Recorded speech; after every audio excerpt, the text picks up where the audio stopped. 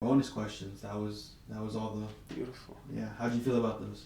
Loved them. Honestly, I loved every one of them. Yeah, that was great. Was that all the way around? Yeah, all the way through. Let's clap it up for that. Was bonus ones, but that was all the official. Yeah, I think that's a fire little mic drop. That was good. Nah, we hear his audio. It's gonna be There's some LZ. dabs going around. That was fire, man. You already know. Great work there. Great questions. I think we roll this out, especially in the shorts and the long form version. Yeah. Bro. This will do great. Good interviewer. Bro. Not too bad. Not too bad. That's a good Hey, interview, huh? Come on now. All right. Larry King now.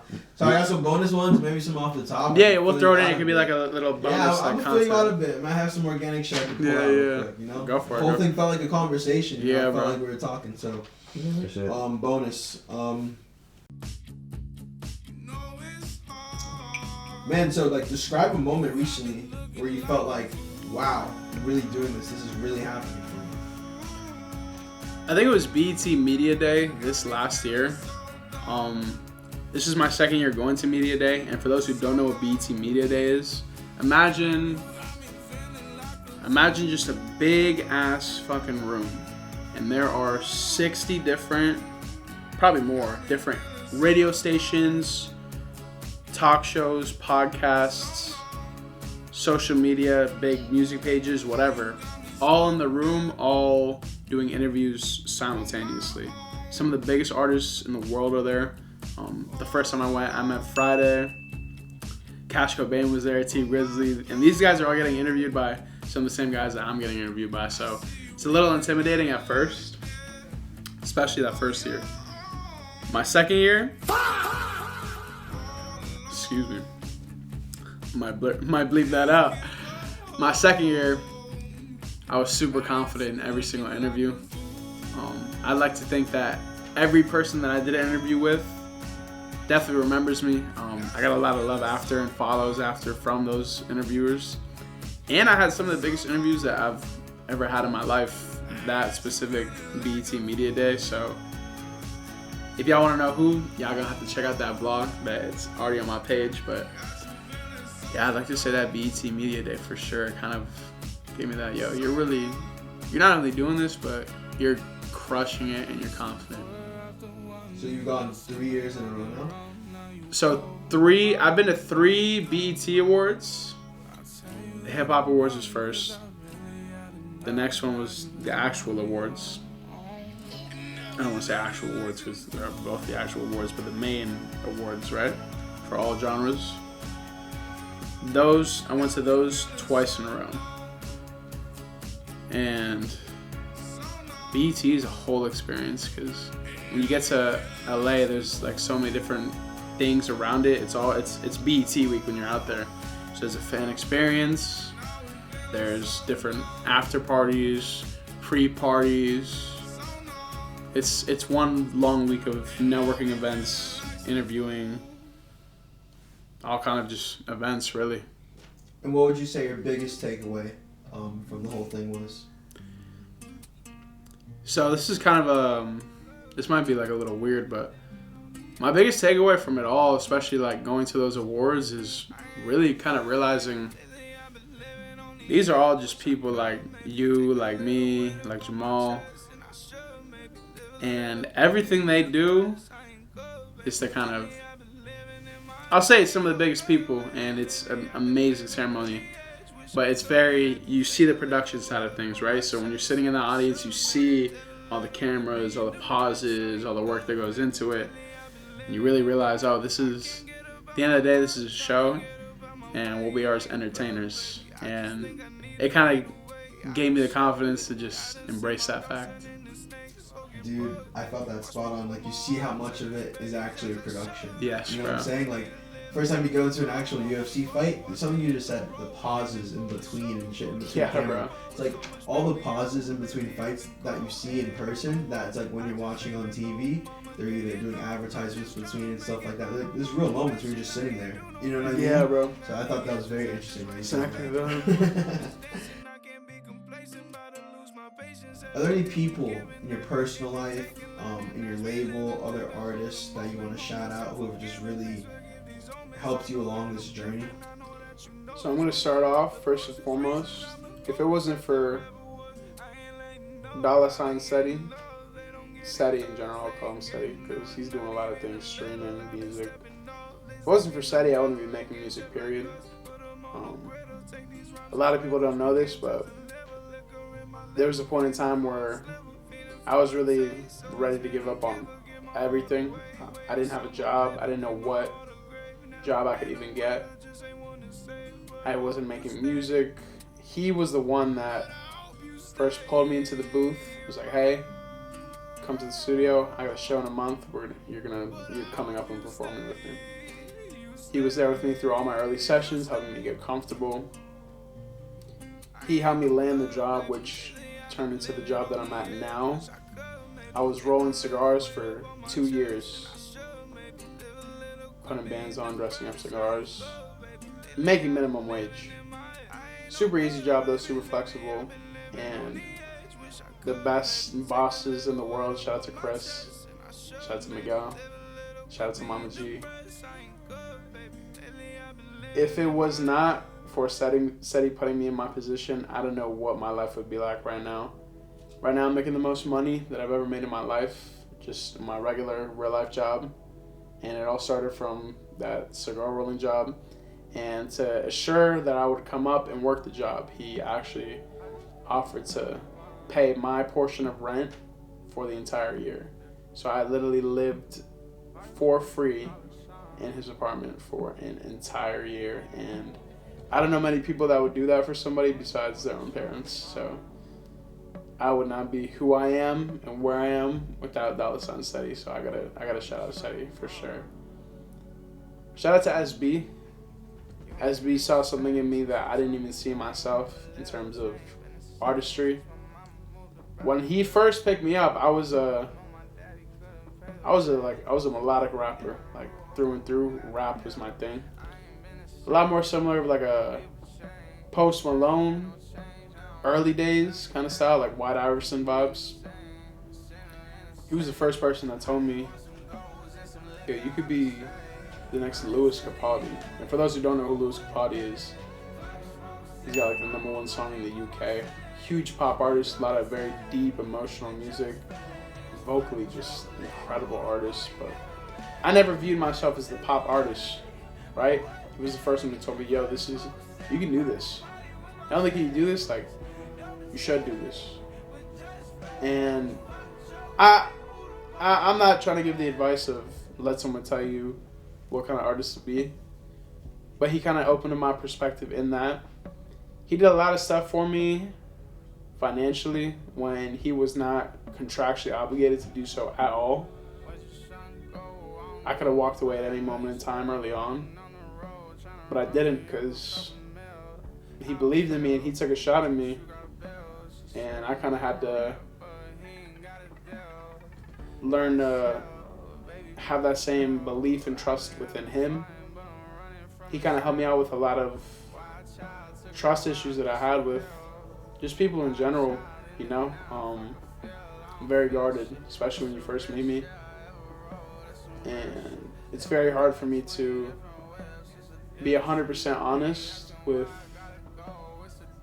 a lot of people, honestly. To be vulnerable, to put my trust and faith and belief in something other than myself all the way. And he kind of helped me learn to trust people again, you know, in that sense, I'd say. Shout out to SB. He's my brother, my business partner, my investor, and most of all, the guy who took a shot at me and is gonna make more money than anybody else probably throughout this whole musical journey that we go on. So shout out to you. I'm gonna get you paid, bro. Believe that. Amen to that. So what's it like being signed to a record label this early in your career as an artist? Humbling, for sure. Super grateful. I have a lot of opportunities that I would have never, at least this early, gotten without them. I'm in a lot of rooms, getting a lot of interviews and meetings. Backyard. I wouldn't even know who to contact to even think of possibly getting into some of this stuff.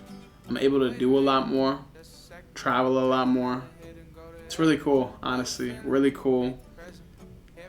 Gives me the opportunity to meet and connect with so many different people. It's a lot of fun, truly.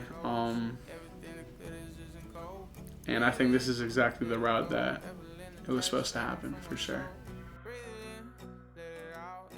What advice do you have to a young artist who's trying to get on a record label's radar? Kind of like I said earlier, you just gotta post, bro, because if they don't see anything from you, they don't hear anything from you, they're not gonna know who you are. Let's see if we can get him in the shot. Good shot. But yeah, just putting yourself out there, really being confident in yourself. I think confidence. Feeling good. I think having that confidence in yourself, kind of understanding your story, your image, the artist that you want to be, and your direction, definitely helps a lot with that. I think the label helped me a lot with that early on, and I was extremely blessed and lucky. The way I came into it, I feel like it doesn't really happen for a lot of people. I didn't have a single song out. I wasn't even posting when they first took an interest in me. I just got blessed that they saw something in me as early into my career as they did. It's kind of crazy. I don't know if they had any idea that I'd be like this level of artist now. Maybe they did, but yeah, just put yourself out there, man. Really, that's like the best advice I can give for sure. You say put yourself out there, and obviously in our day and age, putting yourself out there, that often means content and social media in today's world. Tell me, how crucial is it for young upcoming artists to be putting content out around their craft and around their music? It's so important, bro. I'm not gonna tell you that if you don't, it's not gonna happen for you, but it helps a lot, like a lot. The only artist that I can think of right now that I've seen come up without really any sort of social media thing was Pimmy. I'm not sure which one she goes by now, but she was on Drake's last album, A Party, Pimmy's Dilemma. I don't know if you've heard it. Seti, who I was talking about earlier, he showed me Pim when she had 900 views on YouTube. I mean, he was on her before anybody. I gotta give him credit to that.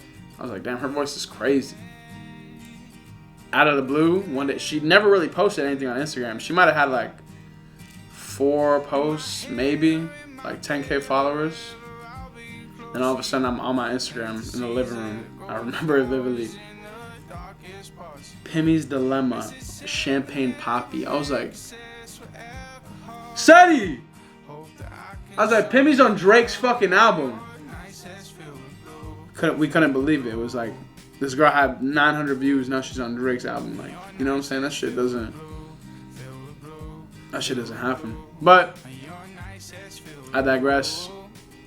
Be in the studio often, constantly work on improving your sound, your craft. Record, stack up a vault of songs, and do content. Just engage in, especially locally, like, if you have any events that you could do, performances, do that. I kind of do a little bit differently because I go and travel to hotspots like Atlanta, New York, LA. But this year I'm looking to make a lot more noise in Florida, South Florida specifically, and kind of just dig into my home roots, But yeah. Tell me about some of those home roots. Tell me about South Florida, coming up out of South Florida. So I think it's funny, coming out of South Florida, I like to think I'm a pretty unique artist for South Florida, especially Broward County. I don't know if there's any other Broward County Cowboys. I don't know. I couldn't name a pop artist out of Broward if I tried to, honestly. Out of South Florida, like the only artists that come to mind like that are like Pitbull.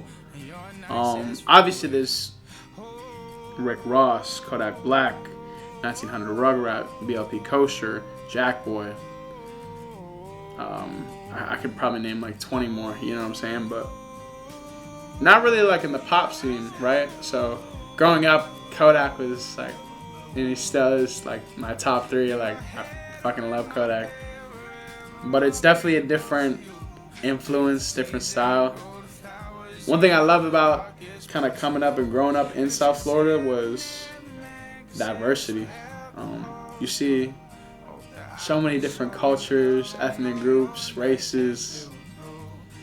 And it kind of makes you like, I guess some people don't have that experience, right? And they kind of view you differently based on your background, culture, heritage. I'm an immigrant myself. My whole family's immigrants. So I kind of had that same mindset. Like, yo, like we're all, you know what I'm saying? We're all immigrants. None of us are really from here. I don't know. I think it kind of kept me unique in that sense. And I think my morals and values and my comfortability with people is a lot different because of that experience I had growing up in South Florida. Going to Coral Springs Middle School. Yeah, I know you know about that. You went to Coral? Yeah, I know you know about that. What? Yeah. So what would you say it's like growing up in Broward, coming out of Coral Springs? I love Broward. Ain't nothing like South Florida, man, in general, really. It's South Florida in general. I love, there's nothing like it. This is where I want to reside, retire, spend the rest of my days.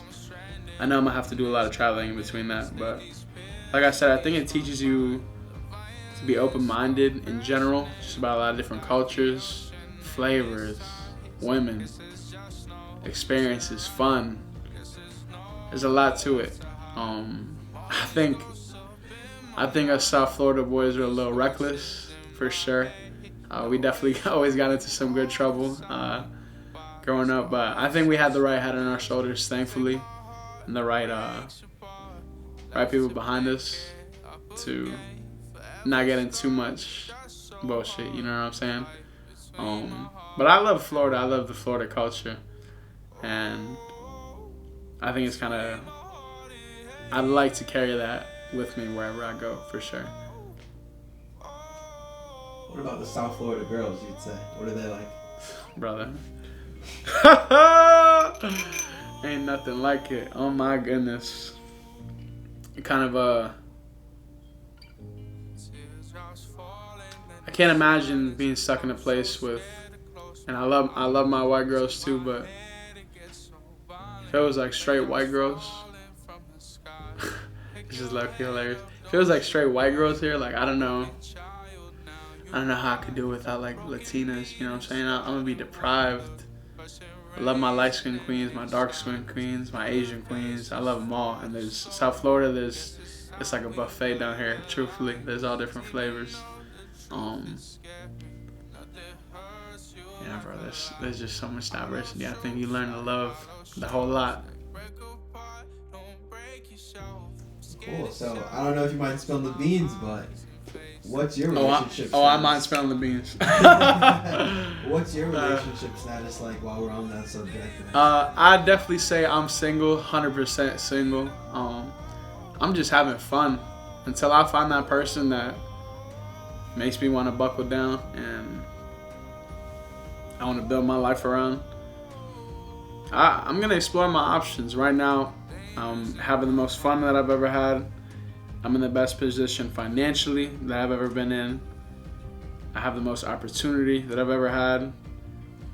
And not that I don't think someone's going to come in and fuck that up, but I don't want to risk that either at the same time. So I'm not closed off to the idea of it. And if I meet the right person, by all means. But I don't think I met that person yet. Would you say there's complications that come in dating as a young artist, or? I'd say there could be. Especially when I first started making music, it was a lot more. I was in the club 5 days a week when I first started making music. Now I'd like to think I'm a lot more tame. But there's a lot of traveling within it. A lot of events that I go to with beautiful girls that I meet on the road. And just being away from home in general, right? So that would definitely present a challenge. But if you down for the ride, baby. Let's switch it up a bit. Who are some of the coolest people you've met along this journey? The coolest people I met along the journey. Are there other artists or execs Yeah. or labels, all that kind of stuff? So I met some big names all throughout. Like I said earlier, Friday, I met Trey Young backstage at what was the concert? It was a Jacquees concert. Who else have I met? But there's too many to name, I feel like. But to be 100% truthful, I think some of the coolest people I've met, like a lot of the up-and-comers themselves, you know what I'm saying? There's this one group, GB3, that I met my last time in California. Really excited to work with them in the future, just on whatever we do. A lot of videographers. Shout out to Rash for Life.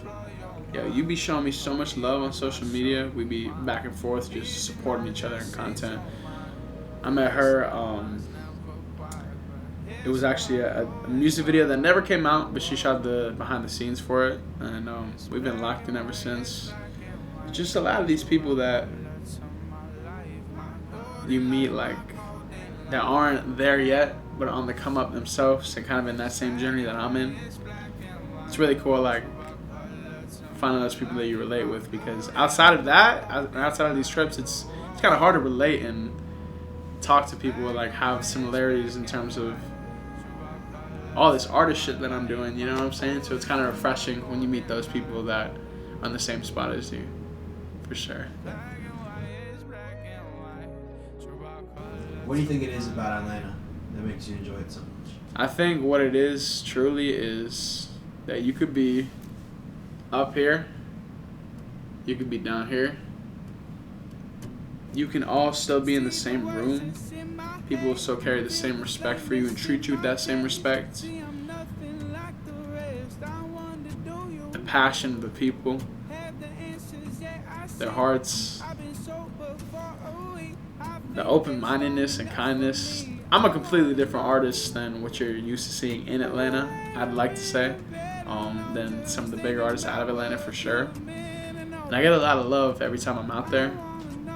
I'm excited to be out there because I really think I'm going to stand out amongst the crowd. I'm very unique, and I think that's only going to be my play towards my strengths out there. So I'm really excited for that for sure. And as we wrap up here, what do you want to leave the fans with? I just want to thank you guys so much because of the engagement that y'all have been giving me since I've dropped my first ever video 2 years ago of spilling my soul. That's a record. I lost a bunch of files on my phone. Don't even have that record anymore. It's never gonna come out. But it was the first time I ever put myself on camera and posted something, and I got 160 comments. I've just flooded with support and love. And to this day, I get so much engagement, love, subscribers, engagement on my YouTube, TikTok. Instagram is where they beast the most. But I would not be in the position where I am, where I have a team behind me sponsoring and funding everything that I do, if it wasn't for y'all and the love that y'all show me. So thank you so much. Without y'all, I would not be here. And just know that I am working to become the best all around, not just singer-songwriter, but musician, editor, entertainer that I can be. And I hope y'all don't give up on me, because I ain't giving up either. I'll tell y'all that. That's all right. I think that's a wrap, big dog. Want to do a walk-off, or you would want to end it like that? Nah, under right here. We can keep all this too. This is fire. Yeah. That's a great voice. Yeah. That's a wrap. Hell yeah. Yes, sir. That's beautiful, bro. My We dog. went deep in there, bro. Yeah, That was bro, good. We did. We That was really good, did. For real. I like that a lot. Wow. Now time for that special request. You feel me? Yes. Yes. Oh, that's special. Shout out to everybody who made this happen today. Shout out to Seth Randerson in Digital Empire Media. Shout out to the in-house video production division, I'm Him Media, my dog Jamal. Shout out to SB Global Enterprise for financing this interview and making this happen. Mercedes, Drew, SB. And yeah, shout out to you guys. Shout out to all of you guys. This would not have happened without y'all. I'm super grateful and super excited to put this out. She don't understand that she's perfect, and it hurts cause I'm no better. There's a light in you that blows my mind, but it fades when we're not together. Silver moon, silver moon. Oh, I pray that light, it finds its way to you. Silver moon, silver moon. There's just a few more now. I'll try to come up with some off the top. Oh. You got it? I'm gonna ask it again. Yeah. I'm telling you, bro. I never done some shit like that, and then I know that's like a piece of content that you'll have forever that like wasn't there before. Bro, we're gonna look back at this in like 3-4 years and be like, bro, do you remember this shit? Like, It's true. like, It's gonna be nice to look back on yeah, for bro. real. Now shorty see me and say, oh my god, it's better to Mazda. I'm with Smigalino, I'm with Smigalachi. Shorty see me and say, oh shit, girl, that's Mr. Mazda. And they calling me that cause I watch you Mazda. Yeah, and they calling me that cause I Hey, stop you Mazda. you guys shoot whatever you want. I'm gonna run in.